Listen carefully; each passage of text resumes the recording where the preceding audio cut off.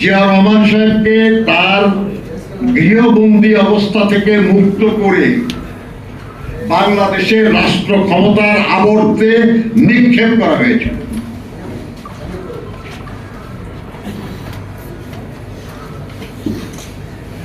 ব্যাপারটা বোঝার চেষ্টা করেন। উনি তো রাষ্ট্রের দায়িত্ব নিতে চান নাই, উনি তো বন্দী হয়েছিলেন। উনি বরঞ্চ দরখাস্ত করেছিলেন যে তার পেনশনটা যেন ঠিক মতো দেওয়া হয় না। কখনো ঝগড়াঝাটি করতে চান নাই, কিন্তু তাকে সিপাহী জনতার বিপ্লবের মধ্যে দিয়ে তাকে ঘাড়ে করে নিয়ে এসে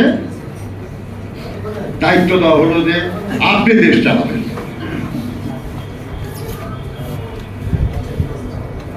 ভাবেন একবার যে তাকে যখন এই দায়িত্বটা দেওয়া হলো, তখন বাংলাদেশের অবস্থা, আপনারা তো মুরব্বীরা যারা আছেন তাদের তো মনে থাকার কথা যে সেই সময় বাংলাদেশে কোনো সংসদ ছিল না, জাতীয় সংসদ বাতিল করা ছিল, কোনো মন্ত্রিসভা ছিল না, কোথাও কোনো শৃঙ্খলা ছিল না।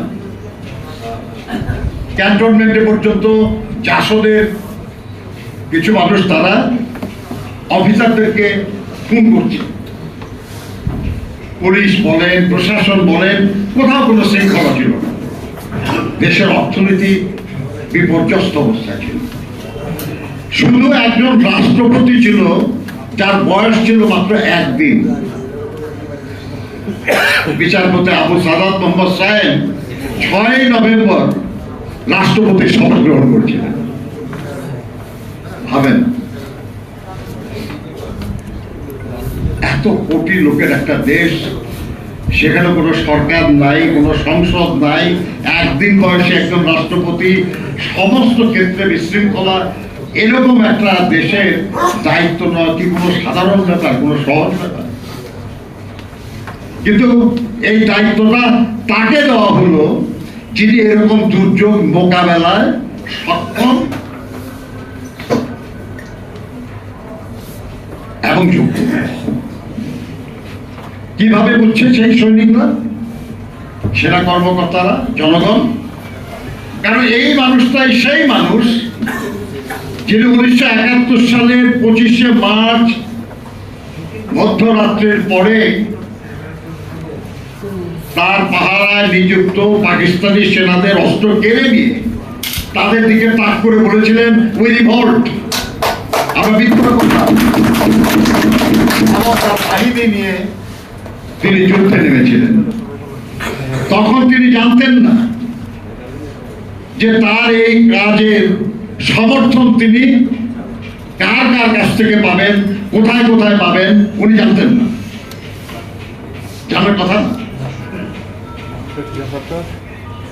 কিন্তু উনি দায়িত্ব নিয়ে লড়াইয়ের ময়দানে নেমে গিয়েছিলেন। আল্লাহ অসীম মেহেরবানি যে তার সেই কাজ সবাই সমর্থন করেছে, গ্রহণ করেছে, অনুসরণ করেছে, এবং এক পর্যায়ে আমরা স্বাধীনতা অর্জন করেছি। সেই মানুষটা সাধারণ অবস্থায় আমরা সবাই যে কোনো দায়িত্ব নিতে পারি, কিন্তু অনিশ্চিত এক দুর্যোগকালে দায়িত্ব নেওয়ার মতো সাহসিকতা, দূরদর্শিতা এবং সক্ষমতা সবার থাকে না। জিয়া রহমান ছিলেন সেরকম একজন বিরল মানুষ যিনি এটা পারতেন এবং পেরেছেন।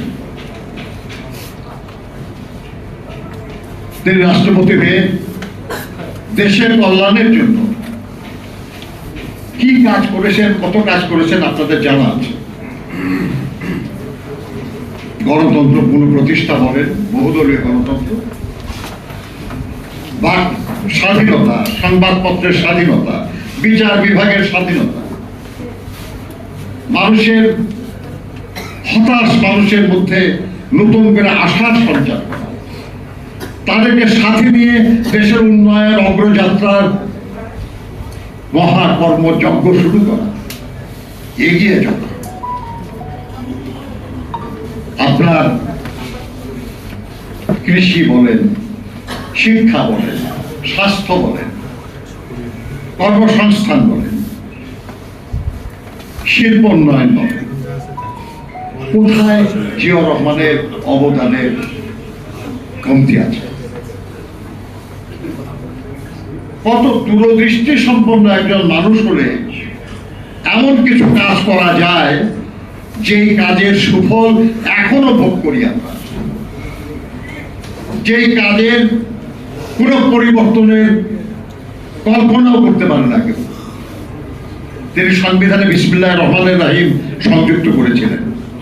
কত পরিবর্তন হলো, কেউ বদলাতে সাহস পেয়েছে? বদলা গেছে না?